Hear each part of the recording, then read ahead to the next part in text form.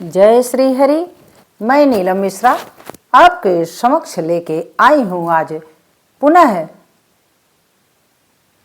श्रीमद् भागवत पुराण के पंचम स्कंध के सप्तम अध्याय की कथा में आज आया है भरत जी का कथा। राजा भरत जो कि ऋषभ देव जी के पुत्र थे और ऋषभ देव जी के बड़े पुत्र थे वो, और बहुत ही प्रतापी राजा हुए अपने समय में।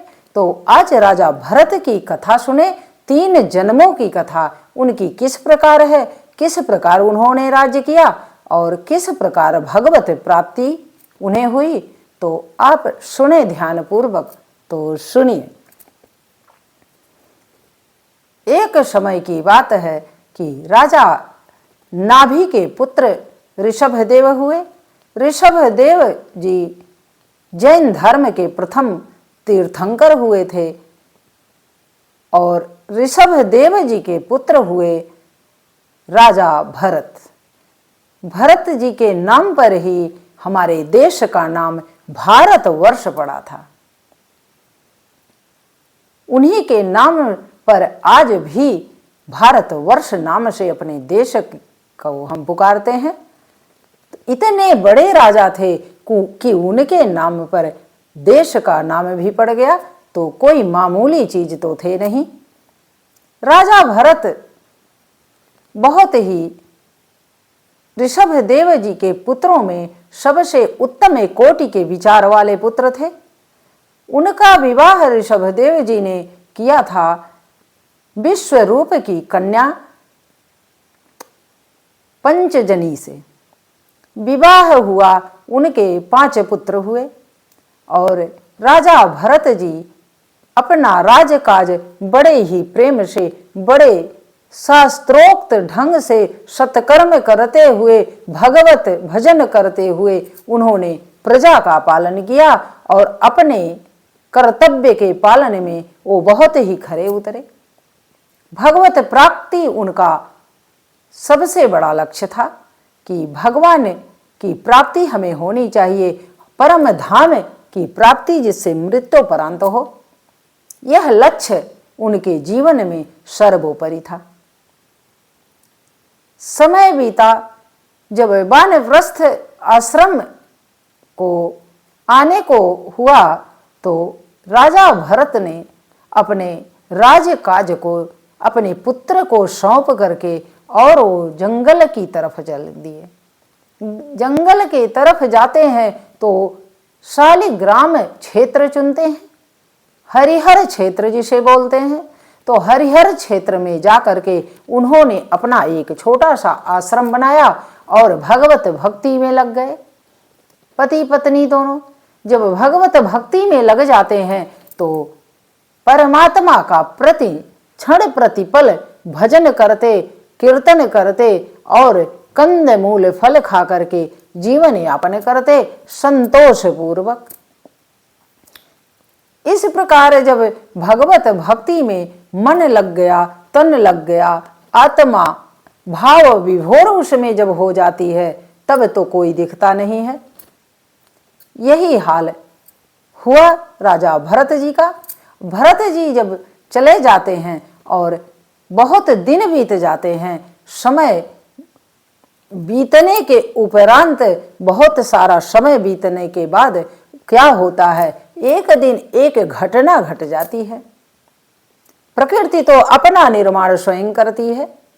जिसको जिस ओर जाना है, मोह में पड़ना है कि परमात्मा को प्राप्त होना है, सब पूर्व विदित है। यही हाल भरत जी के साथ हुआ। भरत जी जाते हैं गंगा स्नान। जब वो जाते हैं, हरिहर क्षेत्र में थे तो गंडकी नदी के पास जाते हैं और गंडकी नदी में स्नान करने हेतु वो वहां उपस्थित होते हैं। स्नान करते नहीं, करने के लिए तैयार ही होते हैं कि वो देखते क्या हैं कि एक उन्हें अनोखा दृश्य दिखाई देता है कि एक हिरनी आती है। हिरनी आती है और जल पीने लगती है उस गंडकी नदी में। जब जल पीने लगती है तब तक वो जंगली क्षेत्र था, वन प्रदेश वो था। तो वहां पर एक सिंह की गर्जना इतनी जोर की हुई, इतनी जोर की सिंह की गर्जना होती है कि वह हिरनी चौंक जाती है और इस प्रकार वो डर जाती है कि उसने उस नदी में छलांग लगा करके उस पार होने के लिए बहुत बड़ी छलांग लगाई। और जब वह बहुत बड़ी छलांग लगाती है तो चूंकि वो गर्भिणी थी, गर्भिणी हिरणी जब छलांग लगाती है तो भगवत कृपा से उसका प्रसव छलांग लगाते हुए ही डरवश हो जाता है नदी में, और नदी में उसका शिशु गिर जाता है और वो उस पार जाकर के वो उस नदी में के उस पार मृत्यु को प्राप्त हो जाती है। जब यह दृश्य राजा भरत देखते हैं तो उनके मन में दया और करुणा जाग जाती है। और संत हृदय का तो प्रथम यही होता है कि दया और करुणा सबसे बड़ी विशेषता है। अब दया उनको इतनी उत्पन्न हुई कि जब देखे कि हिरणी का नवजात शिशु पानी में बह रहा है और हिरणी मृत्यु को प्राप्त हो गई तो उन्हें बहुत आत्मिक क्लेश हुआ। उन्होंने सोचा कि अब तो इसका अगर मैं जीवन नहीं बचाता हूं तो हमारे जैसा अपराधी कौन है कि मैं देख रहा हूं कि यह मृत्यु को प्राप्त हो जाएगा, तो इसके उपरांत भी अगर इसका जीवन मैं ना बचाऊं तो मेरे जैसा अधर्मी कोई है ही नहीं। यह सोचते हुए राजा भरत उस गंडकी नदी में छलांग लगा देते हैं और कूद पड़ते हैं। जाकर के तैरते तैरते उस हिरणी के शिशु को उठा लाते हैं और उसका जीवन बच जाता है। तो देखिए बंधुओं एवं बहनों, किसी का जीवन बचाना, करुणा करना, दया करना तो बहुत ही उत्तम कार्य है, किंतु हम उसके मोह में वशीभूत अगर हो जाते हैं तो वह सबसे बड़ा पाप हो जाता है और जीव अधोगति में चला जाता है। क्योंकि मोह तो नरक की खान कही गई है।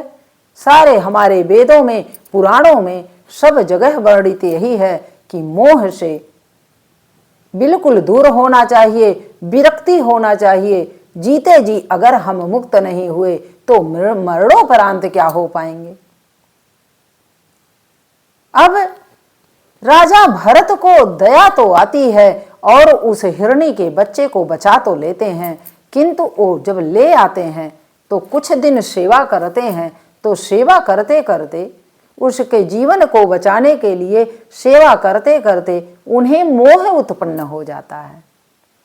और जब मोह उत्पन्न हो जाता है तो वो उस बच्चे का की सेवा में इतने तत्पर रहते, इतने उत्साहित रहते कि उन्हें अपना भोजन, अपना पानी, अपना भजन कुछ भी दिखाई नहीं देता।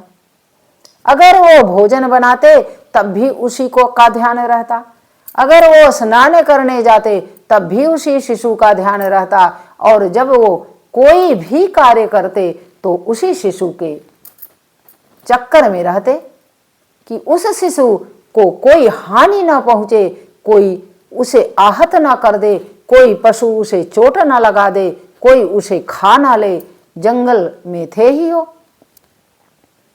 इसी सोच विचार में उनका भजन भी छूट गया। भगवत प्राप्ति हेतु जो वो वानप्रस्थ आश्रम में जाकर के हरिहर क्षेत्र में अपना आवास बनाया, वह भी उनका बेकार हो गया। अब वो उस हिरणी के बच्चे के मोह में पड़े हुए हैं और ना भजन कर रहे हैं, ना तप कर रहे हैं और ना जप कर रहे हैं। अब उनका मोह जब बढ़ता ही गया और वो सारा अपने दिन की प्रक्रिया, जो भी उनका क्रियाकलाप होता, सारा उसी बच्चे के लिए होता कि वह बच्चा इधर डोले तो उधर देखते, उधर डोले तो उधर देखते। इसी प्रकार उनका जीवन चलता रहा और उनका भगवत भक्ति से आत्मा और मन का सारा खेल ही बिगड़ गया। सांसारिक मोह में वो व्याप्त हो गया, उनका तन मन सारा। अब उन्हें तो परमात्मा का ध्यान ही नहीं कि परमात्मा प्राप्ति के लिए हम जंगल आए थे, हम जंगल में मंगल करने आए थे और यहाँ मोह पाश में बंधे हुए हैं। तो मोह ही तो हमें खा डालता है। अरे जिस प्रकार हमारे बच्चे आपके बच्चे होते हैं कि जब वो बड़े हो गए तो उन्हें हम आप विश्वास कर लेते हैं कि बच्चे बड़े हो गए तो अपना कर्तव्य पालन, अपनी जीविका, अपना सब कार्य वो स्वयं कर लेंगे और विश्वास पूर्वक हम अपने कर्तव्य में लगे रहते हैं। तो यही होना चाहिए। मोह इतना ना हो कि पीछे पीछे घूमते रहें, वह स्वावलंबी जीव बन नहीं पाएगा। अब राजा भरत के अंदर यही सबसे बड़ी भूल थी। अब भरत जी उसी के साथ उठना बैठना खाना पीना सोना सब होता रहा। एक दिन की बात है कि इसी चक्कर में एक घटना पुनः घटी। जब राजा भरत जी स्नान करने चले जाते हैं, दैनिक क्रिया करने चले जाते हैं, तो क्या होता है कि वो फिर भी उनका ध्यान उसी शिशु पर रहता, जबकि वो बड़ा हो चुका था, किंतु वो अपने आश्रम में ही रखे थे। जब वह स्नान करने लगे और ध्यान भी उसी का कर रहे थे, किंतु वह इधर उधर खेल रहा था क्योंकि वह बड़ा हो चुका था। तब तक एक हिरणों का झुंड आया। जब हिरणों का झुंड वहां आता है और वो हिरण देखता है कि हमारे जैसे जीव आ गए हैं यहाँ पर, तो उसे ज्यादा उत्साह, ज्यादा प्रसन्नता होती है। जब अपने जैसे लोग मिलते हैं तो प्रसन्नता तो हो ही जाती है, मनुष्यों को भी, तो उन जीवों को क्यों नहीं होगी, वो तो पशु योनि में है। अब जैसे ही वह देखता है उस झुंड में वो हो लेता है और उस झुंड के साथ वो चला जाता है जंगल में। जब जंगल में वो चला जाता है तो इधर जब भरत जी आते हैं तो देखते क्या हैं कि हिरण का बच्चा तो था ही नहीं वहां पर। अब जब वहां पर वो था नहीं तो इन्हें बड़ी चिंता हो जाती है।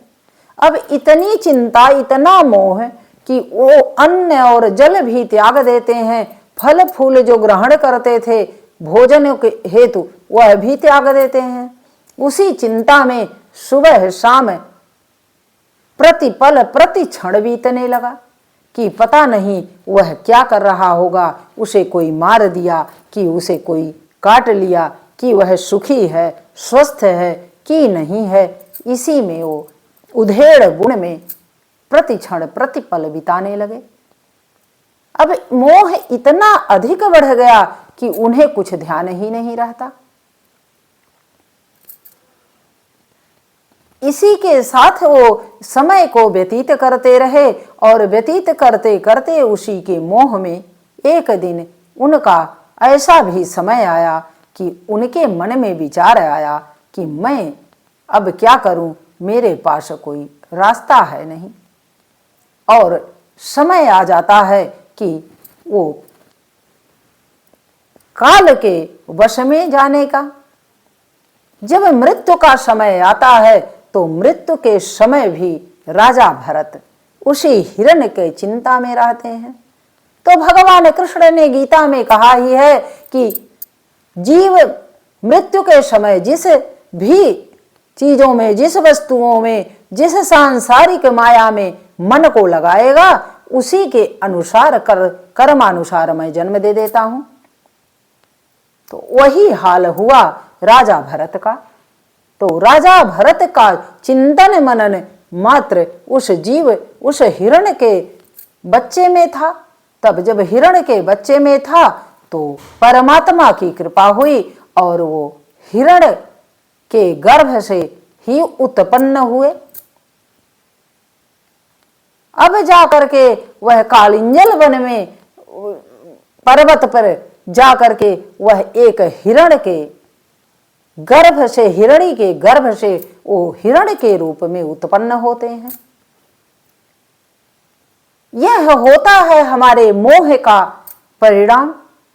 अगर हम किसी विषय वस्तु में इतना मोह लगाते हैं तो मोह का फल तो हमें भोगना ही पड़ेगा। प्रतिफल उसका तो वही होगा। जहां आप मन को लगाएंगे, जहां आप अपना ध्यान लगाएंगे, वही आप करोगे और वही परिणाम आपको प्राप्त होगा। अब राजा भरत जब जा करके वो हिरणी के गर्भ से जब उत्पन्न होते हैं तो उन्हें बड़ी ग्लानि होती है, क्योंकि उन्हें पूर्व जन्म का सारा पूर्वाभास था कि पूर्व जन्म में राजपुत्र था और राजा होकर के मैंने क्या क्या कार्य किया जिसके कारण मुझे हिरणी के गर्भ से उत्पन्न होना पड़ा। अब उन्हें रात दिन चिंता रहती, किंतु देखिए बंधुओं एवं बहनों, अगर परमात्मा का एक ही सर्वश्रेष्ठ रचना है मनुष्य, तो मनुष्य ही एक ऐसा जीव है कि जो कि भगवत भजन कर सकता है, बुद्धि रखता है, विवेक रखता है और ज्ञान रख सकता है। अन्यथा सभी जीवों में तो यही है कि उनको न परमात्मा बुद्धि दिया, न विवेक दिया, न आवाज दिया, न बोलने की क्षमता दी। तो जब कुछ भी प्राप्त नहीं होता उस योनि में तो क्या करोगे पश्चाताप करके? पश्चाताप करना ही हमारे वश में होता है, आपके वश में होता है। अब आपको ये चुनना है कि हमें करना क्या है। अब राजा भरत हिरण के रूप में प्रतिदिन विचार करते हैं कि मैं करूं तो क्या करूं, लेकिन कोई उसका हल नहीं निकलता। जब तक हिरणी उनकी मां रहती है साथ में, तब तक वो चुपचाप अपना ध्यान पूर्वक एक जगह पर स्थान में बैठते और यही सोचते, किंतु ना आवाज थी परमात्मा का नाम जपने का और न भगवान ने विवेक दिया था, न बुद्धि दिया था। कुछ तप का प्रभाव था पूर्व जन्म के, जो कि उन्हें यह प्राप्त था कि वह पूर्व जन्म के सारे स्मरण थे बात उनके कि मैं कौन था, किस पाप के कारण मैं हिरणी के गर्भ से उत्पन्न हुआ और अब हमें क्या करना चाहिए। किंतु करना चाहिए तभी हम कर सकते हैं जब हमारे भगवान की कृपा होगी, परमात्मा दया करेगा, परमात्मा की कृपा से हम कुछ कर सकते हैं। परमात्मा तभी अवसर देगा जब हमारा असीमित प्रेम होगा। अब उस हिरण का के बच्चे के रूप में राजा भरत जब सोचते विचारते हैं, उनके हाथ कुछ नहीं लगता। जब समय आता है उनकी मां हिरणी भी देहावसान को प्राप्त हो जाती है, तब वह पर्वत छोड़ देते हैं और पर्वत छोड़ देते हैं तो उन्हें यह भान होता है पूर्व जन्म का कि मैं हरिहर क्षेत्र शालिग्राम के क्षेत्र में उस जन्म में मैं था, भगवत भक्ति करने आया था। तो पुनः वो हिरण के रूप में भी आ जाते हैं। क्या करने आ जाते हैं कि वो सोचते हैं कि शालिग्राम क्षेत्र में चलता हूं, वहां भगवत भक्ति तो नहीं हो पाएगी, किंतु शांत चित्त से प्रार्थना अंतर मन से तो कर सकता हूं। यह सोचकर वो हिरण के रूप में भी चलते चलते विचरते विचरते आकर के उसी हरिहर क्षेत्र में आ जाते हैं। हरिहर क्षेत्र में जब आ जाते हैं, शालिग्राम क्षेत्र में, तो उन्हें थोड़ा संतोष मिलता है।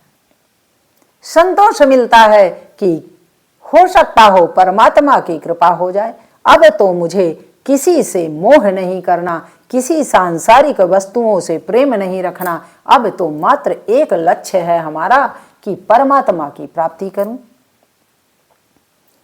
अब उसी लक्ष्य के साथ हिरण के रूप में राजा भरत क्या करते हैं, समय बीतता जाता है और वो धीरे धीरे हरी घास भी चरना छोड़ देते हैं, कोई फल फूल भी ग्रहण करना छोड़ देते हैं, जो मिला वही आहार ले लिए और जीवन जीने के लिए कि किसी तरह शरीर जब तक चल रहा है, परमात्मा की कृपा नहीं हो रही है, जब तक मुझे दूसरा शरीर नहीं प्राप्त हो रहा है, तब तक मैं इसे घसीटता चलूं।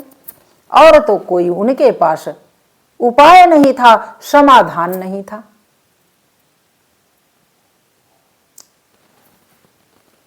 यही करते करते समय बीतता गया और राजा भरत हिरण के रूप में दुख को झेलते रहे और सहते रहे। सहते सहते समय आया कि उन्हें ऐसा भान हुआ कि परमात्मा की कृपा से अब ये शरीर को छोड़ने का समय आ रहा है, अब मुझे इतना ज्यादा झेलना नहीं है। और वो अंत में जाते हैं कि गंडकी नदी में ही अपना आधा शरीर जल में डाल देते हैं, आधा शरीर बाहर रखते हैं और वहीं भगवान में ध्यान लगाते हैं और परमात्मा से यही अंतर्मन से प्रार्थना करते हैं कि हे प्रभु, हमें अब इस शरीर से मुक्त करें और अपने भजन में मन को लगाएं। इस प्रकार जब राजा भरत हिरण के शरीर से मुक्त परमात्मा करता है और मृत्यु हो जाती है हिरण की मृत्यु हो जाती है, मृत्यु के उपरांत उनका जन्म होता है एक ब्राह्मण परिवार में। दूसरा जन्म तो समाप्त हुआ, तीसरे जन्म में आ जाते हैं राजा भरत ब्राह्मण परिवार में। अंगिरस गोत्र में एक ब्राह्मण परिवार था, उसी परिवार में उनका जन्म होता है और उनके पिता के 5 पुत्र थे, 5 पुत्रों में एक भरत जी भी थे। संयोगवश भरत जी का नाम भरत ही रखा गया ब्राह्मण परिवार में। अब भरत नाम से ही इन्हें पुकारा जाने लगा। उनके पिता पौरोहित्य का काम करते, कर्मकांडी ब्राह्मण थे और यही इसी से उनकी आजीविका चलती। अब पुरोहित का कार्य करते करते उनके मन में आया कि हमारा पुत्र है भरत, इसी को मैं कर्म कांड सिखाऊंगा और कर्म कांड सिखाऊंगा, मंत्र सिखाऊंगा और तपस्या सिखाऊंगा, जिससे यह सारा कर्म कांड वेद पुराण उपनिषद का ज्ञान रखेगा और आजीविका को आगे बढ़ाएगा। किंतु भरत जी तो आए थे संसार से मुक्ति पाने, संसार से मुक्त होने आए थे, तो वह कहाँ सीखने वाले।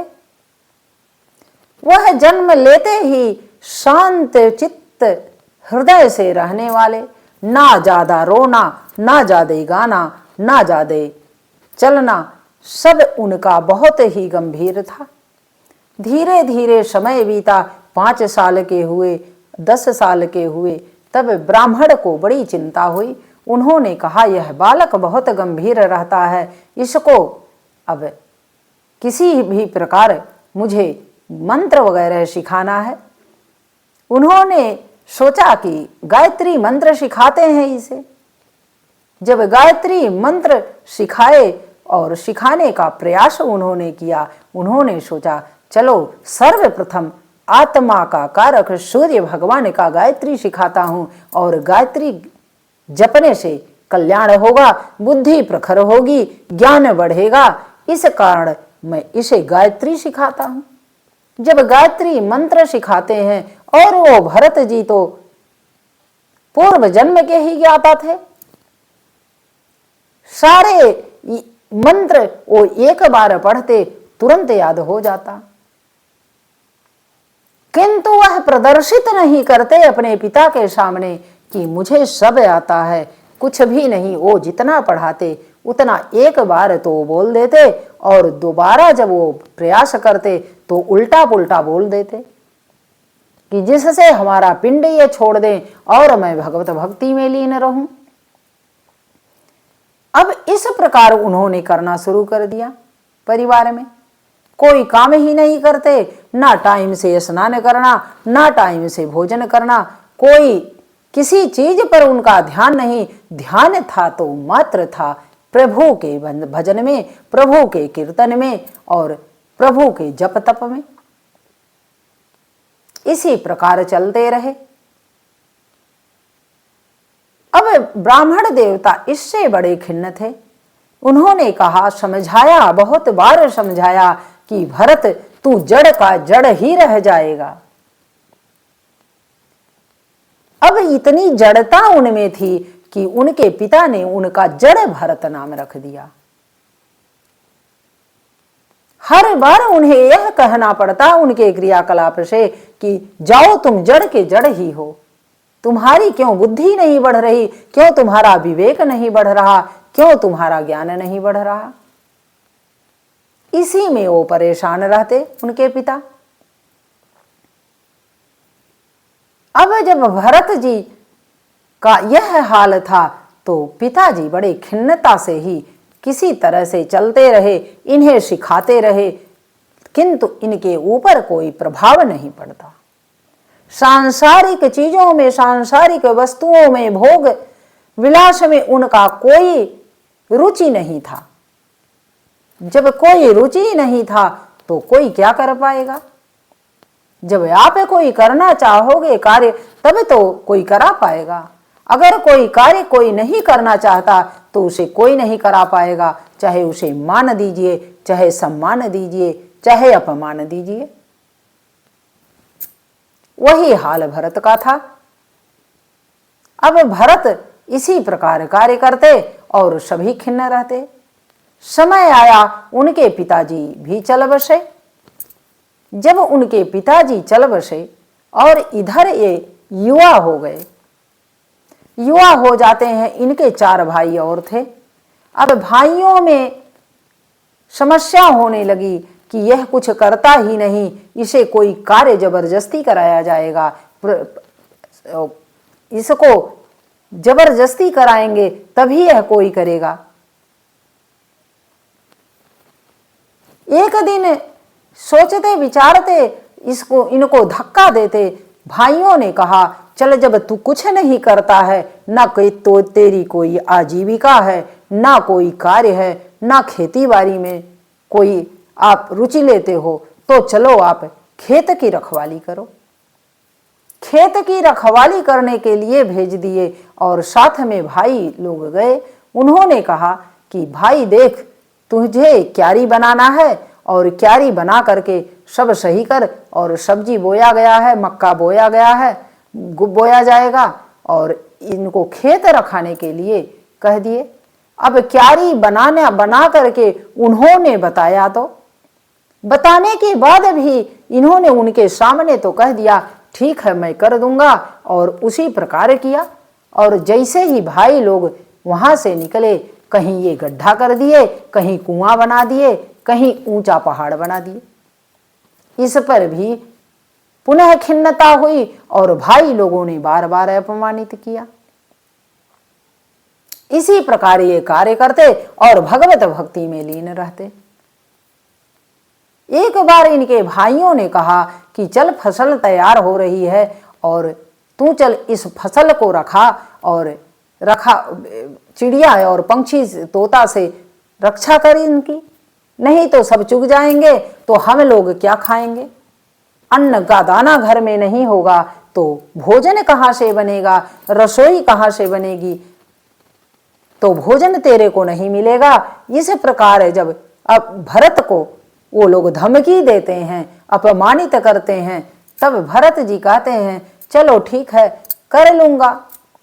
कह तो देते हैं किंतु उनका मन तो परमात्मा में है, और वो यही सोचते कि जब यहां हमारा कुछ है नहीं तो लोग इतने मोह में क्यों पड़े हैं कि हमारा ही सब कुछ है, खेत हमारा है, घर हमारा है, परिवार हमारा है, इसी चक्कर में पड़े हैं हमारे भाई।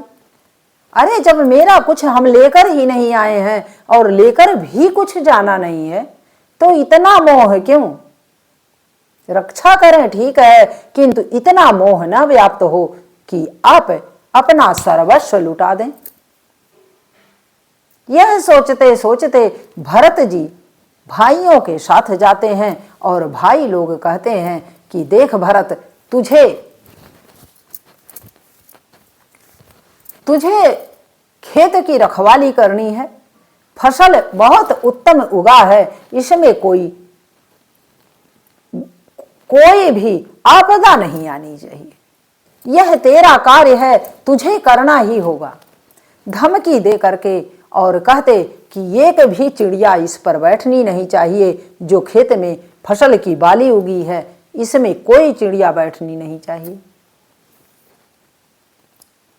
अब भरत जी जब बैठते हैं तो कुछ देर तो उनके कहे हुए आश्वासन को ध्यान रखते हैं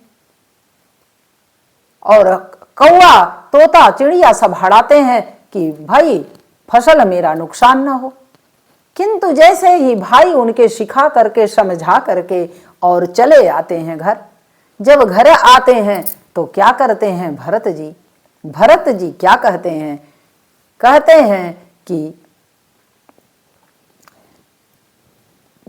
हैं कि प्रभु की चिड़िया प्रभु का खेत और खाओ चिड़िया भर भर पेट। कि जब राम की चिड़िया राम का खेत है तो खाने से हम क्यों रोकें? हमें नहीं रोकना है भैया, हम तो परमात्मा के बंदे हैं और परमात्मा के बंदे वो भी हैं, तो हम क्यों रोकने जाएं? जाओ तुम लोग खाओ, मुझे कुछ नहीं कहना। तो राम की चिड़िया राम का खेत और खाओ चिड़िया भर भर पेट। इस प्रकार भरत जी कहते हैं और सारा खेत का सारा अन्न जो भी उपजा वो सारी चिड़िया चुग गई। जब चिड़िया चुग जाती हैं तो घर वाले उन्हें बार बार अपमानित करते हैं, बार बार उन्हें कष्ट देते हैं उनके भाई लोग। किंतु परमात्मा का भक्त जो होता है बंधुओं बहनों, उसके ऊपर क्या असर? चाहे आप गाली दो, चाहे मान दो, चाहे अपमान दो, वो तो परमात्मा में लौलीन है, कहां तुम्हारे शब्दों पर वो ध्यान देगा। इस प्रकार भरत जी चलते रहे। एक दिन वो खेत की रखवाली कर रहे थे, रात्रि में वहीं पर पड़े हुए थे, तो क्या हुआ, उनके साथ एक घटना और घट जाती है। घटना क्या घटती है कि डाकू लुटेरे आते हैं उनके पास और कहते हैं कि चल तुझे चलना है। तो उसमें माजरा क्या था कि कुछ लोग माता के मंदिर में बलि चढ़ाने के लिए एक मनुष्य को ले जा रहे थे और मनुष्य को जब वहां मंदिर में बलि कोई राजा चढ़ा रहा था तो राजा को किसी तांत्रिक ने कह दिया कि नर बलि अगर देंगे तो माता बड़ी प्रसन्न होती हैं।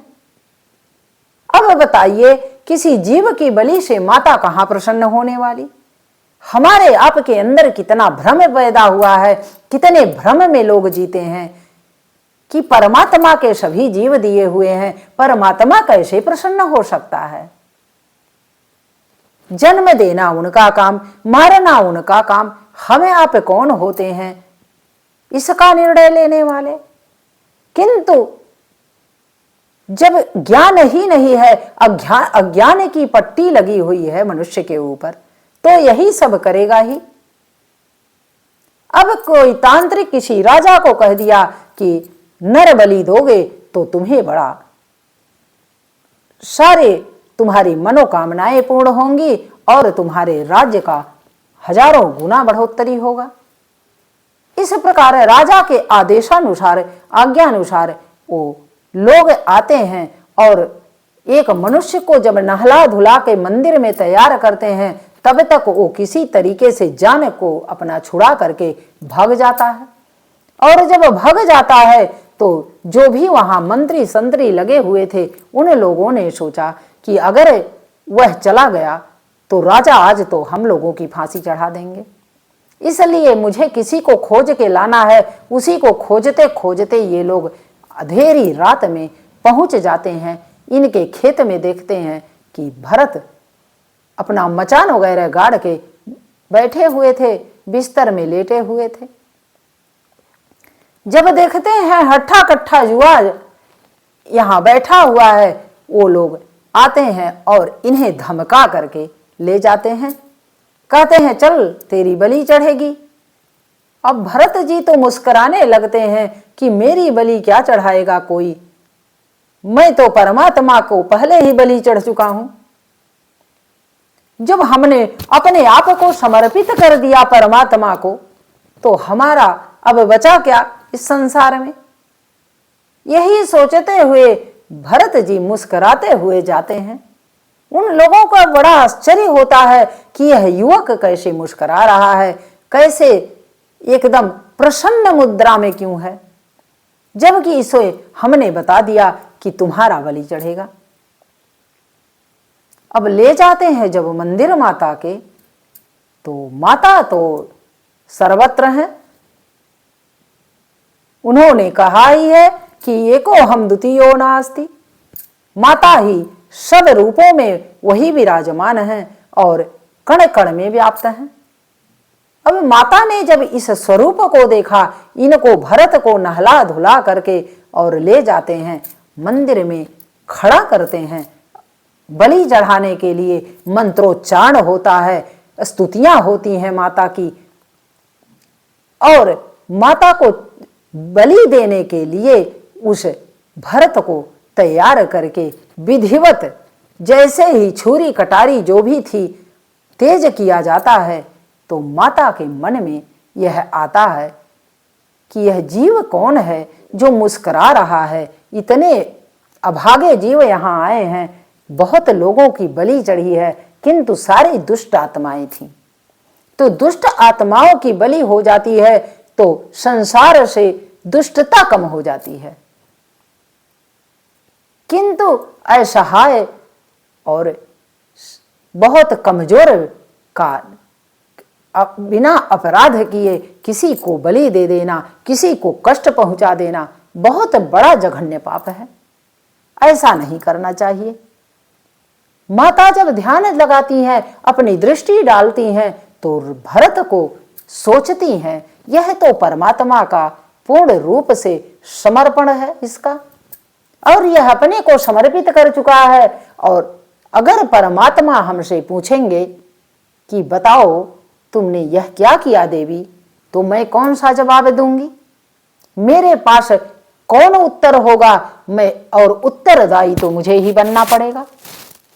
इस प्रकार जब माता जगत जननी सोचती हैं तो पासा पलट जाता है, और वही तलवार जो लोग लिए थे उस तलवार के 100 टुकड़े हो जाते हैं, और माता उसी मूर्ति से अष्टभुजी रूप में निकलती हैं और राजा और उस कुमार भक्त की रक्षा करती हैं और उन लोगों को मार डालती हैं और वध कर देती हैं, सबकी बलि चढ़ा देती हैं। और कुमार भक्त भरत को कहती हैं कि जा बेटा भगवान का भजन कर, तुझे जीवन दान मिल गया। तो भरत जी माता को प्रणाम करते हैं जगत जननी को और दंडवत करके चल देते हैं। संत स्वभाव, वो कहाँ एक जगह टिकने वाले। जाते हैं, जाते जाते रास्ते में तो बहुत दिन बीत जाते हैं, साल 2 साल बीत जाते हैं, 4 वर्ष बीत जाते हैं। समय बीतता जाता है, समय का पहिया तो कभी रुकता नहीं। जब भरत जी जाते जाते बहुत समय बीत गया तो एक बार रास्ते में जा रहे हैं और राजा रहुगण एक राजा था, उसकी पालकी जा रही थी। उसकी पालकी जा रही थी, बहुत सारे लोग साथ में जा रहे थे, और एक कहार की अचानक अस्वस्थता हुई और पालकी को थोड़ा असंतुलित हो गया। पालकी जब असंतुलित हो जाता है तो सब लोग सोचते हैं, कहार सोचते हैं कि अब का क्या करें हम लोग, अब तो कोई उपाय नहीं दिख रहा। तब तक भरत कुमार भरत को देख लेते हैं।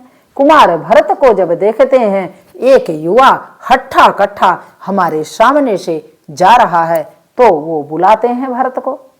भरत को बुलाते हैं और कहते हैं कि रे युवक, आ राजा की आज्ञा है और पालकी उठवाने में मेरी सहायता कर, कहार बन जा, तुझे भी पैसे मिल जाएंगे, तेरी भी सेवा होगी। क्योंकि मैले कुचैले थे ही, उन्हें पता था कि इनकी स्थिति क्या है। वेश से भी पता चल जाता है, वेशभूषा से, कि मनुष्य कैसा है। थोड़ा बहुत आकलन तो जीव कर ही लेता है। अब जब भरत जी कहते हैं चलो ठीक है, राजा की अवज्ञा कैसे कर सकता हूं। अब राजा की आज्ञा हुई रहुगण का, तो भरत जी भी उठाने के लिए पालकी सहयोग करने लगे। सहयोग किए और पालकी लेकर के कहार चलने लगे। जब जाते हैं तो भरत जी तो सात्विक विचार, प्रभु के भक्त परमात्मा के, वो सोचते हैं कि अब क्या किया जाए, कैसे मैं चलूं आंख मूंद के। तो एक जगह देखते हैं कि कोई जीव जंतु चींटियों का ढेर जा रहा था और वो अचानक कूद करके उन्हें पार करते हैं कि कहीं चींटियां मेरे पैरों के नीचे न पड़ जाएं तो अधर्म हो जाएगा, किसी जीव की हत्या हो जाएगी, तो मुझे वह पाप कर्म भोगना होगा और मेरा पुनः अधोगति होगा, मुझे जन्म लेना पड़ेगा इस संसार में। इस नरकीय संसार में आने के लिए पुनः मेरे कर्म मुझे घसीट लाएंगे। यह सोच कर, यह विचार कर राजा भरत जब कूदते हैं तो पालकी असंतुलित हो जाती है। जब असंतुलित पालकी होती है और बार बार यही प्रक्रिया होती है कि कुछ आता है, तो भरत जी बहुत कूद करके उसको थोड़ा सा बड़े कदम उठा करके और वो चल देते हैं, बगल हो जाते हैं, जिससे मैं मुझे कोई पाप ना सहना पड़े। अब भरत जी की यह स्थिति थी। कहारों ने देखा, डांटना शुरू किया, उनको बहुत तरह से डांटा और राजा भी उन्हें अपमानित करने लगा। बहुत दूर कहार बनके पालकी ढोने के बाद भी उन्हें इतनी डांट फटकार गाली भी देता वह रहुगण, और रहुगण जब गाली वगैरह देने लगा, उन्हें बार बार अपमानित करने लगा, तब भरत ने सोचा कि अब मैं सुन्न पड़ा हूं जीवन भर, अब तो मुझे बोलना ही पड़ेगा, बिना बोले काम नहीं चलेगा, क्योंकि परमात्मा की कृपा से बोलना तो कुछ पड़ेगा ही। अब राजा रहुगण पालकी में बैठा है। भरत ने पालकी रोकवा दी, कहा पालकी रोको, अभी मैं नहीं चल पाऊंगा। और कहते हैं कि तुम लोग जो अपमान कर रहे हो, कब तक करोगे, कब तक अपमान करोगे, कब तक तुम राजा रहोगे और कब तक मैं प्रजा रहूंगा। समय सबका निर्धारित है, परमात्मा के सभी बंदे हैं और सबको अपने अपने कर्म को भोगना है, और कोई यहां ना कोई बड़ा है ना छोटा है। यह राजा तेरा भ्रम है कि जो तू हमें अपमानित कर रहा है, गाली दे रहा है और मैं चुपचाप सुन रहा हूं। ऐसा कदापि नहीं होना चाहिए। यह महापाप तू कर रहा है और इसका फल तुझे अवश्य भोगना पड़ेगा। जब इस प्रकार भरत की वाणी राजा रहुगण सुनता है तो उसके तो रोंगटे खड़े हो जाते हैं और वह पालकी से बाहर आता है। पालकी से बाहर आता है और सोचता है कि ये तो कोई गुरु दिखते हैं, कोई देवता या तो हों, या तो दत्तात्रेय जी आ गए क्या। मेरे समझ में नहीं आ रहा है कि मैंने तो बहुत बड़ा पाप करवा दिया। भगवान के परिंदे किसी ब्राह्मण से मैंने पालकी ढोवाई, कितना बड़ा अधर्म। जो ब्रह्म तत्व को जानता है, मुझे सारे वेद पुराण उपनिषद की वाणी को सुना रहा है, दर्शन का ज्ञान दे रहा है, उससे मैं पालकी का कहार बनाए हुए हूं। मेरे जैसा विधर्मी, मेरे जैसा अपराधी कोई है नहीं। और रहुगण को वहीं ज्ञान हो जाता है। जब ज्ञान होता है तो भरत जी के चरण में गिर जाता है, कहता है कि हे देव, हे देवता और हे ऋषिगण, जो भी आप हैं अपना परिचय बताएं। और मुझे बड़ी खिन्नता है, अपने इस अपराध बोध मुझे हो रहा है कि मैंने बहुत बड़ा अपराध किया है।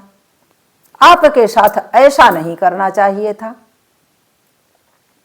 मैं बहुत दुखी हूं, इसका पाप का फल मुझे भोगना पड़ेगा। तो इसलिए हे भरत कुमार, आप अपना परिचय दें। तो भरत जी अपना पूर्ण परिचय बताते हैं। पूर्ण परिचय बताने के उपरांत रहुगण उनके चरणों में गिर जाता है और कहता है कि हे ऋषिवर, हे कुमार, आप मुझे ज्ञान दें और मुझे दीक्षा दें, जिससे मेरा जीवन धन्य हो जाए। और भरत जी राहुगण को बहुत सारा ज्ञान देते हैं, उपदेश देते हैं, प्रभु की भक्ति सिखाते हैं उसे कि परमात्मा ही सर्वोपरि है और कुछ है नहीं। यह न तुम्हारे साथ धन जाएगा, न पालकी जाएगी, न तेरा ये नौकर चाकर तेरे साथ जाएगा तो बस तेरे साथ तेरे कर्म जाएंगे, जो तुमने दूसरे के साथ किया है, जो दान किया है, जो धर्म किया है, जो पाप किया है, सबका सामना तुम्हें करना पड़ेगा। अगर तुमने किसी जीव को कष्ट दिया है, तुम्हें कष्ट सहना पड़ेगा। किसी जीव को सुख दिया है तो सुख अवश्य मिलेगा। नहीं तो इसी में आप पशु बन के आना, बकरी बन के आना, हर जीवों में जैसा आपका कर्म होगा वैसा जन्म मिलेगा और आवागमन से छुट्टी नहीं मिलेगी। जब इस प्रकार आध्यात्म, धर्म, वेद, शास्त्र, उपनिषद का ज्ञान भरत जी देते हैं तो रहुगण धन्य हो जाता है और चरणों में गिर जाता है, कहता है आप हमारे गुरु हो। और भरत जी परम धाम को समय आता है, चले जाते हैं। परमात्मा उन्हें विमान से ले जाते हैं और आदर पूर्वक ले जाते हैं।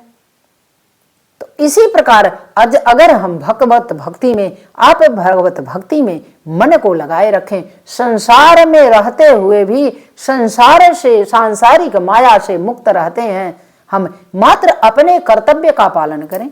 जिस पद पर हैं हम, माता हैं, पिता हैं, भाई हैं, बंधु हैं, पति हैं, पत्नी है, कुछ भी जो भी हमें पद मिला है, हमें कर्तव्य मिला है, उस कर्तव्य का पालन करते हुए भी परमात्मा में मन को लगाए रखें, आत्मा को लगाए रखें। यही हमारा परम कर्तव्य है इस जीवन का। और इस कर्तव्य को ना भूलें, परमात्मा की भक्ति करते रहें और भरत जी की तरह श्री धाम के लिए तैयार रहें, तो सदा जय जयकार होगी। आपके कर्म की, आपकी इस जीवात्मा का भी कल्याण होगा। तो यह रही भरत जी की अनुपम कथा। अब अगली कथा पुनः मैं लेकर आऊंगी आपके मध्य, श्रीमद् भागवत की। तो तब तक के लिए वाणी को विराम देती हूं। आप दर्शकों का बहुत बहुत धन्यवाद। अपना आशीर्वाद बनाए रखें और यही अपेक्षा रखती हूं। तो श्री कृष्ण गोविंद मोहन मुरारे, हे नाथ नारायण वासुदेवा। श्री कृष्ण गोविंद हरे मुरारे, हे नाथ नारायण वासुदेवा।